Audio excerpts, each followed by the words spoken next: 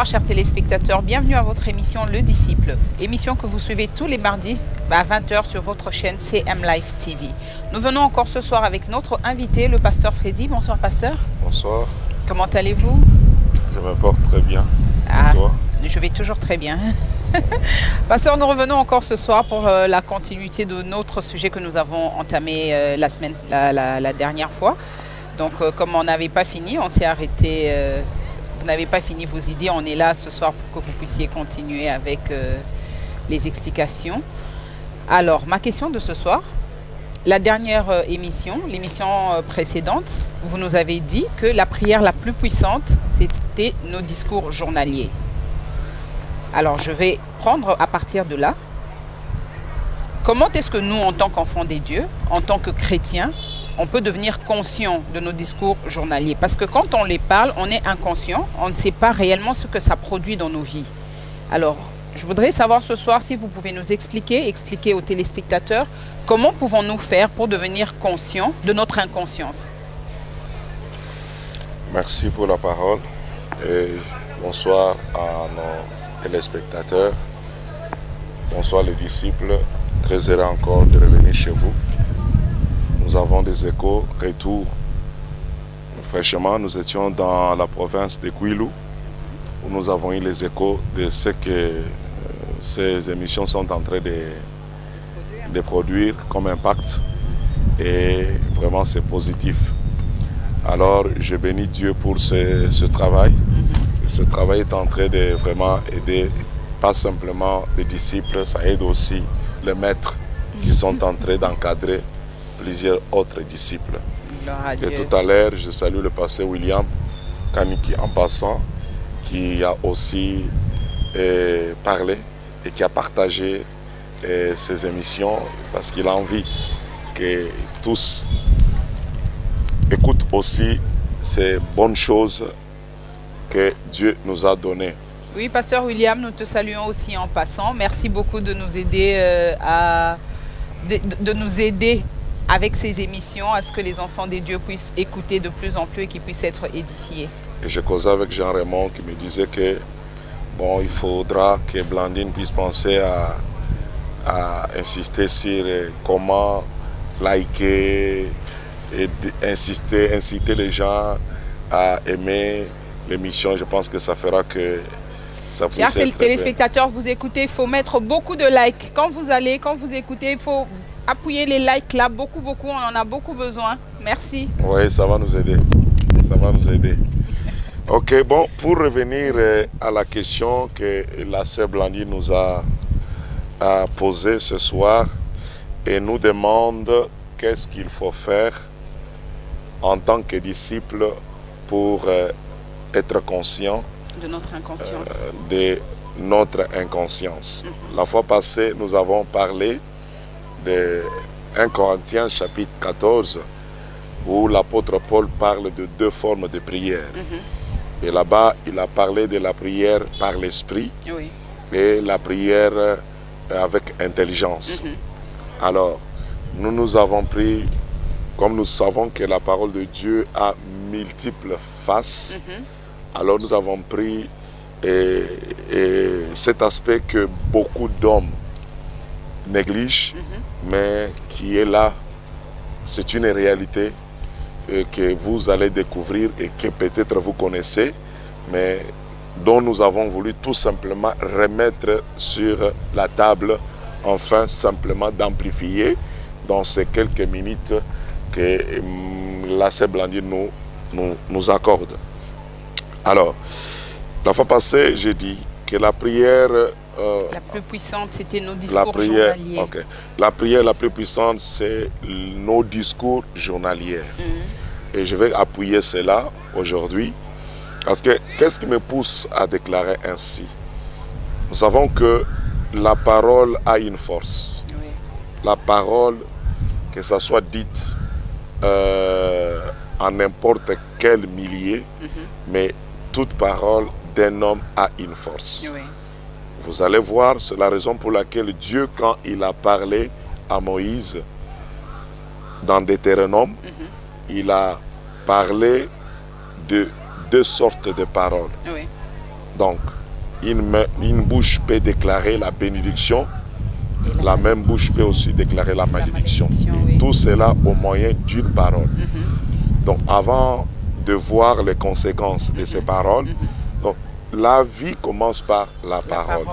Et quand vous allez dans le livre de Jean, il dit au commencement était la parole, et la parole était avec Dieu, et la parole était Dieu.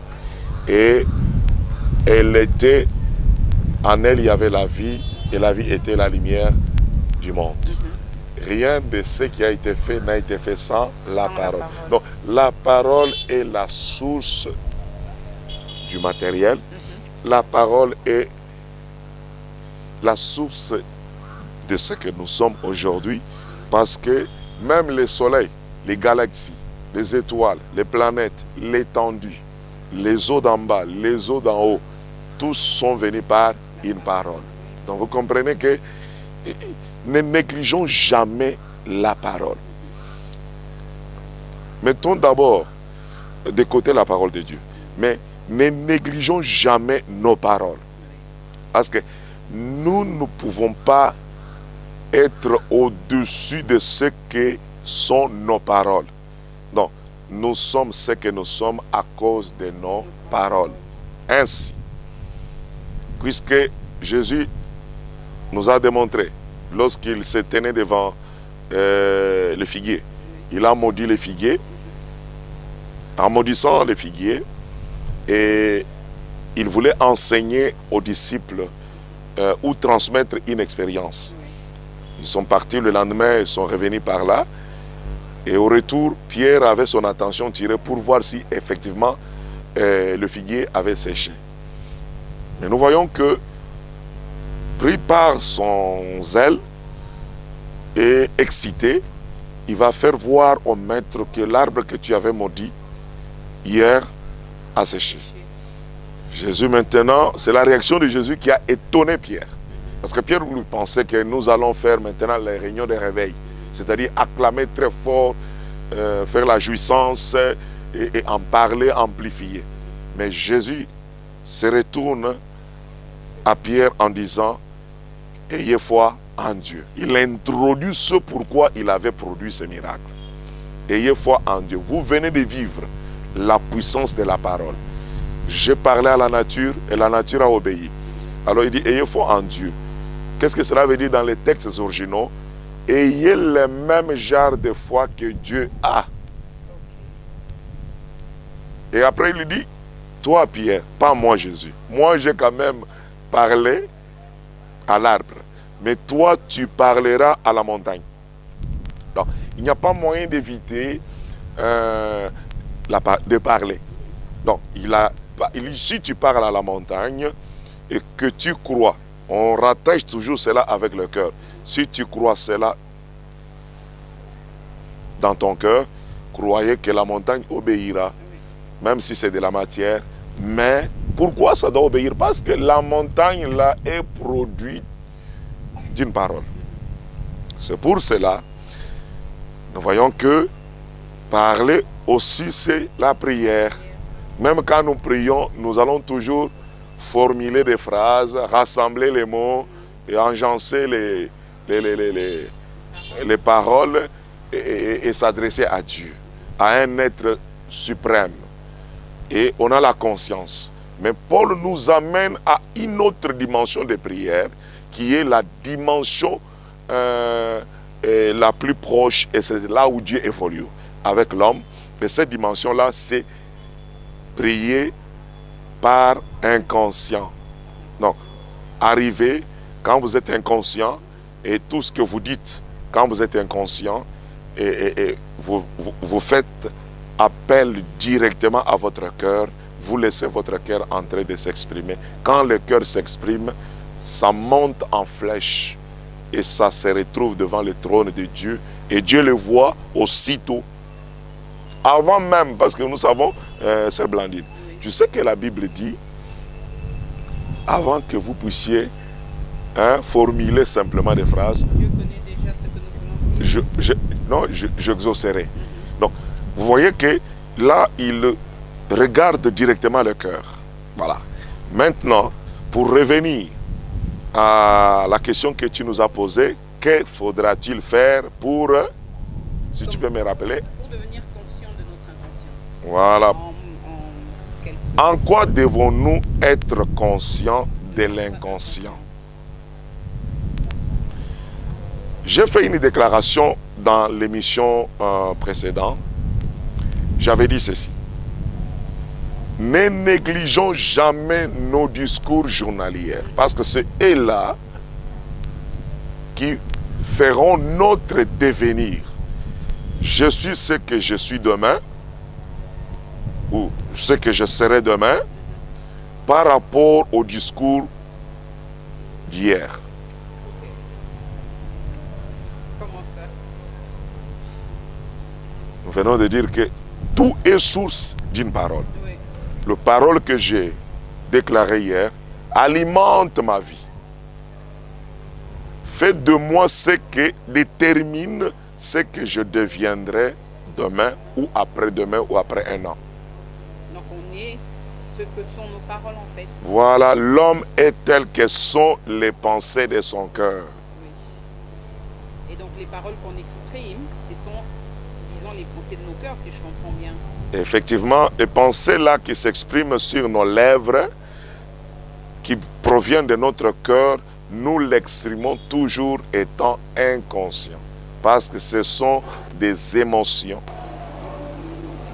interprétées par un langage verbal sous forme d'un son bien canalisé et qui fait de vous ce que vous serez.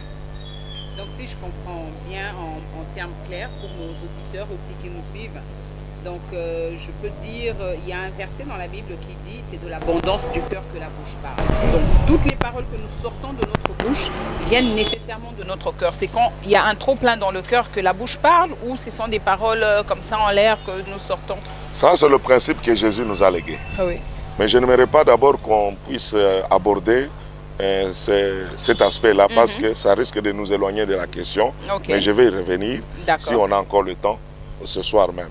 Sinon, on pourra toujours avoir une émission là-dessus. Là-dessus, oui. Maintenant, tu m'as posé la question. Que dois-je faire pour être conscient de l'inconscient? Oui. Parce que c'est l'inconscient qui prend le contrôle. Et pourquoi l'inconscient? Parce que la Bible dit, Salomon dit, le cœur de l'homme est la source d'une vie. Je pense qu'on a développé ça ici pour dire, garde ton cœur plus que toute autre chose, car d'elle proviennent les sources de la vie. Exactement. Donc le cœur de chaque être humain est la source d'une vie. Donc ma vie est ce qu'elle est à cause de ce qui est dans mon cœur. Oui. Voilà. Or le cœur travaille en liaison avec la bouche, la langue. Parce qu'on ne dit même pas les médecins que... Oui, c'est scientifiquement prouvé que la langue est rattachée au cœur. La langue est rattachée au cœur. Donc le nerf, c'est rattaché directement au cœur. Et pourquoi seulement la langue est rattachée au cœur? Vous comprenez? Dieu peut nous révéler cela. Et Dieu est en train de nous aider ce soir, hein, mes chers disciples. Soyez à l'aise, sentez-vous à l'aise.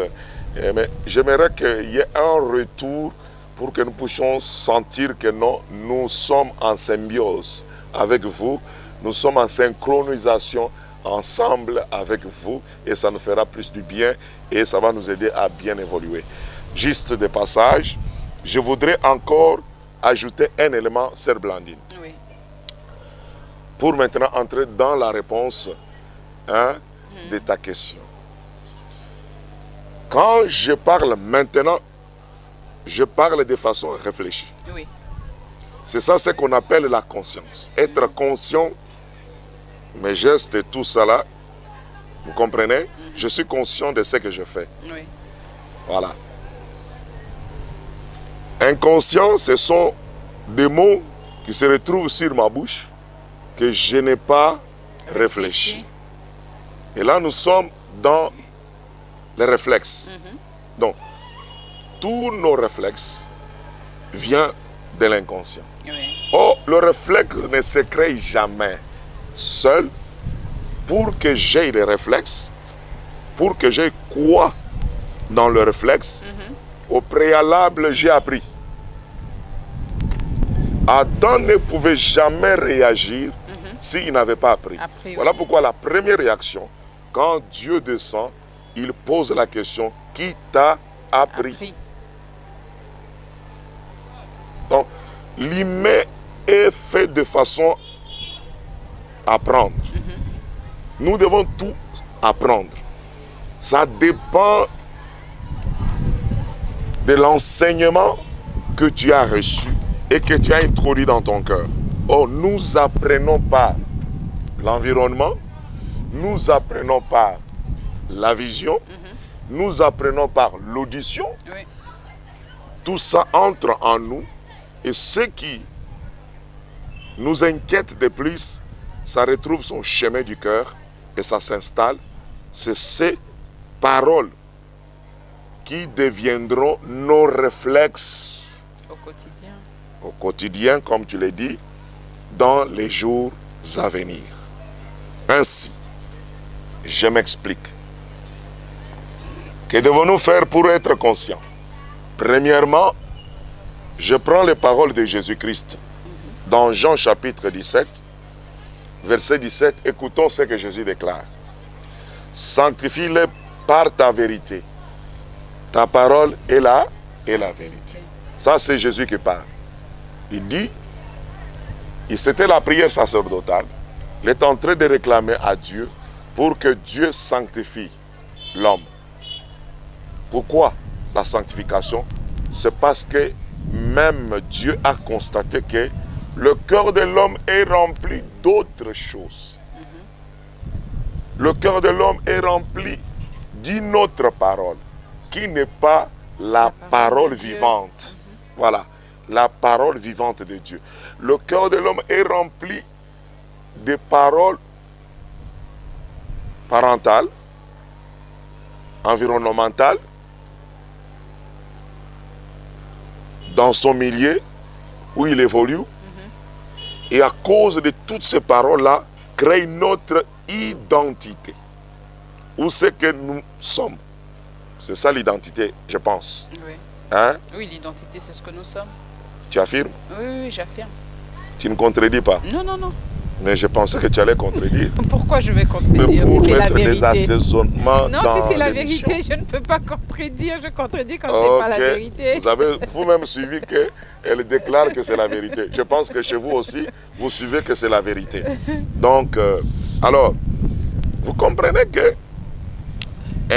c'est ce qui fait notre identité. Oui. Alors, Jésus vient, il trouve que non.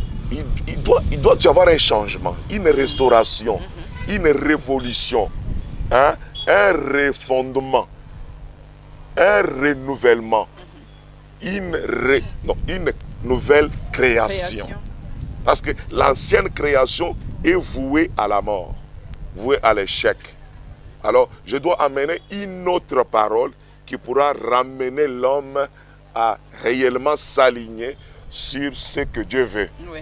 S'aligner sur tout un programme arrêté, établi par le ciel concernant l'humain. Qu'est-ce qu'il faut faire? Il fait la prière, il dit, Père, sanctifie-les par ta vérité. La vérité qui vient de Dieu. Alors quand nous recevons la vérité qui vient de Dieu, or cette vérité, c'est le fondement même de la parole. La parole, oui. On dit que ta parole a pour fondement la vérité. Alors, si nous recevons la parole de Dieu, cette parole nous sanctifie. Sanctifier, c'est laver, nettoyer pour un service. Okay. Vous comprenez? Donc, Dieu a envie de travailler avec vous, mais avant qu'il travaille avec vous, vous devez d'abord être lavé, nettoyé, parce que vous êtes sale à ses yeux. Alors, qu'est-ce qui sanctifie? C'est la parole. Il dit, ta parole est la vérité. On ne peut pas séparer la vérité avec la parole de Dieu. Oui, c'est ainsi. Vous comprenez que la première, point numéro 1, pour être conscient, la première des choses, il faut recevoir la parole de Dieu. Point numéro 2, David dit ceci, dans son livre, Psaume 119, au 9e verset, il dit, comment le jeune homme rendra-t-il pire son sentier? C'est une question qu'il se pose. David se pose une question. Comment un jeune homme rendra-t-il pire son sentier? Donc, c'est-à-dire qu'il se retrouve sur une autre voie, un autre chemin, qui n'est pas le chemin de Dieu. Et quand on se retrouve égaré, on a besoin de retrouver le chemin vrai. La vraie route. Et la vraie route, c'est la voie de la parole. Voilà pourquoi Jésus lui-même s'identifie comme étant le chemin, la vérité et la vie. Et lui étant la parole, vous comprenez que tout aboutit toujours, converge vers la parole. Ainsi, David répond à cette question qui se pose. Il répond et dit, le jeune homme fera ceci en se dirigeant d'après la parole de Dieu.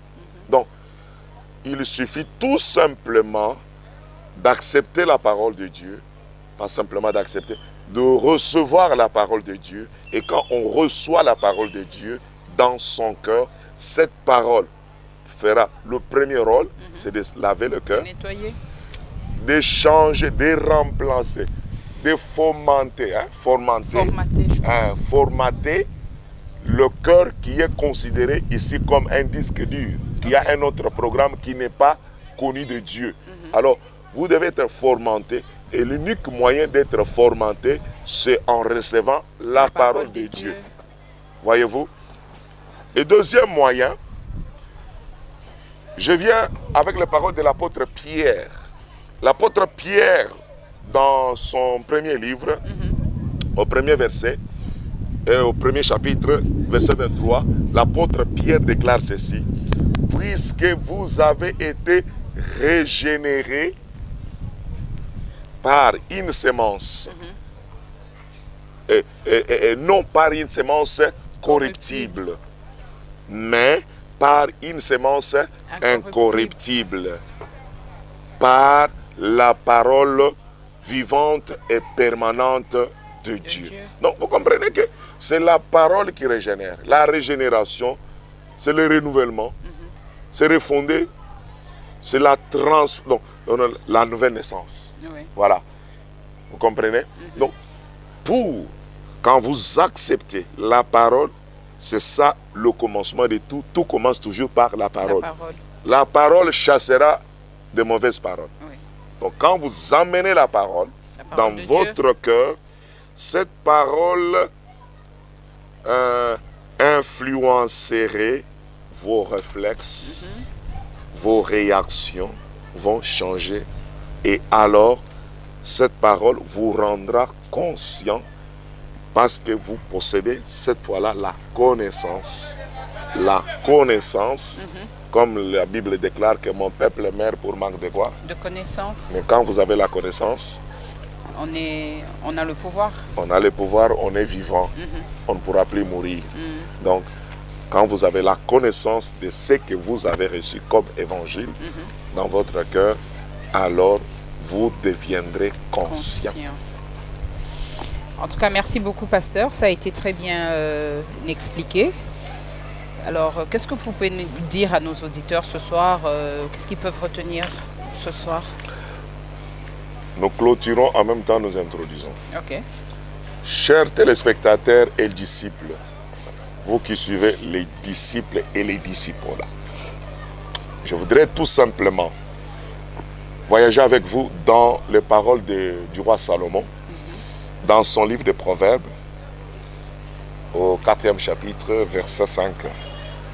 Il est écrit ceci: acquiert la sagesse, acquiert l'intelligence. N'oublie pas les paroles de ma bouche et ne t'en détourne pas. Ne l'abandonne pas, elle te gardera. Aime-la, elle te protégera. Ces paroles sont remplies de vie.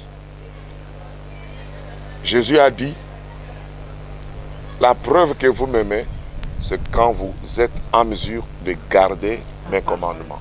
Ces commandements-là, c'est quoi? C'est la parole. Et Jacques dit, ne soyez pas un auditeur oublié. Donc, pour y arriver à être conscient, parce que la parole elle-même étant une vie, quand vous l'avez en vous, elle vous rend vivant. Elle vous rend donc actif. Vous devenez actif. Vous devenez un homme influencé par la parole de Dieu. Alors, dans la même parole que je viens de vous proposer tout à l'heure, autrement, ça veut dire ne sois pas oublié, ne dévie pas des paroles de Dieu. Par conséquent, que ton cœur retienne ces paroles, garde ses commandements et tu vivras. Et pour terminer, David dit dans le 11e verset, il dit, je serre cette parole dans mon cœur. Pourquoi le cœur sert Blandine? Parce que le cœur, nous venons de dire en amont que c'est la source de la vie. Or, le cœur ne se nourrit que des paroles. Mettez vos paroles de côté, mettez les paroles de l'environnement de côté, mettez les paroles de la science de côté, sélectionnez rien que la parole de Dieu, laissez cette parole prendre la route inaugurée par Jésus au calvaire, telle que l'apôtre Paul nous l'a communiquée. Et quand, une fois, cette parole s'installe dans votre cœur, oh là là, vous deviendrez un adorateur vivant. Un vrai adorateur que Jésus est à la recherche dans cette émission, les disciples. Que l'Éternel vous bénisse. Merci beaucoup, chers téléspectateurs, de nous avoir suivis avec beaucoup d'attention. Ce soir, nous venons d'apprendre que pour devenir conscients de notre inconscience, nous devons planter la parole dans le cœur. C'est cette parole qui va nous purifier et c'est cette parole qui fera que nous puissions comprendre et connaître ce que nous devons sortir de notre bouche. Nous ne pouvons pas terminer cette émission sans un mot de prière. Pasteur, vous pouvez prier pour nous, s'il vous plaît. Je vais prier, dire un mot pour celui qui est dans les besoins. Seigneur notre Dieu, notre roi, tu es le roi des rois, le Seigneur des seigneurs, le maître de l'univers et des circonstances. Vois ces disciples qui est dans les besoins, qui est dans les tourments. Père, étends ta main puissante parce que ta main n'est pas courte pour ne pas toucher. Fais la lecture de ses pensées et discerne tout ce qui se trouve dans sa vie et dans son cœur. Des racines d'éloge parce que tu es la parole permanente qui régénère et amène un changement et de l'espoir. Qu'il en soit ainsi, Père, pour que nous puissions réellement être convaincus de cette grande réalité et de cette œuvre salvatrice du calvaire. Et que tu te manifestes dans la vie de tout et chacun de nous. Laisse que la paix et le bonheur soient leur partage et la victoire au nom de Jésus-Christ. Amen. Chers téléspectateurs, nous voilà arrivés à la fin de cette émission. N'oubliez pas de vous abonner à notre chaîne CM Live TV. Et n'oubliez pas d'activer la cloche de notification, comme ça vous serez informés de toutes les nouvelles émissions. Et n'oubliez pas de liker, nous avons besoin de vos likes. Mettez beaucoup de likes et n'oubliez surtout pas de nous suivre tous les mardis à 20 h. Cette émission édifie nos âmes, cette émission, elle ramène la paix dans nos foyers, dans nos maisons. N'oubliez surtout pas, tous les mardis, notre rendez-vous est déjà pris. Au revoir chez vous.